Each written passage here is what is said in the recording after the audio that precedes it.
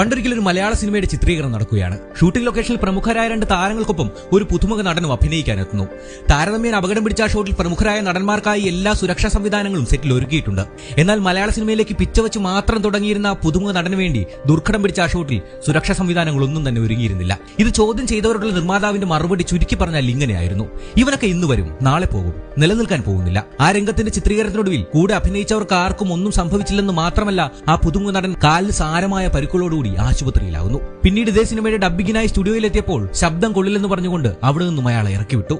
എന്നാൽ എന്നെ അഭിനയിപ്പിച്ചില്ലെങ്കിൽ മലയാള സിനിമയ്ക്ക് തീ പിടിക്കുമെന്ന് 100 ആവർത്തി പറഞ്ഞുകൊണ്ടിരുന്ന അയാൾ ആ അവഗണനകൾക്ക് മുന്നിലൊന്നും തകർന്നില്ല, തളർന്നില്ല. അയാളുടെ ഭാഷയിൽ പറഞ്ഞാൽ അയാളെ തന്നെ തേച്ച് മിനുക്കിക്കൊണ്ടേയിരുന്നു. പിന്നീട് സംഭവിച്ചത് ഇന്ത്യൻ സിനിമയിലെ തന്നെ റെക്കോർഡുകളിൽ ഒന്നായിരുന്നു. 1986 എന്ന ഒറ്റ വർഷത്തിൽ മാത്രം മമ്മൂട്ടി എന്ന മഹാനടൻ അഭിനയിച്ചാടിയത് 35ഓളം ചിത്രങ്ങളിലാണ്. ഇവനൊന്നും നിലനിൽക്കാൻ പോകുന്നില്ലെന്ന് പറഞ്ഞ അതേ പ്രൊഡ്യൂസർ ഇതേ മമ്മൂട്ടിയുടെ ഡേറ്റിന് വേണ്ടി വരുന്നത് കാലത്തിന്റെ കണക്ക്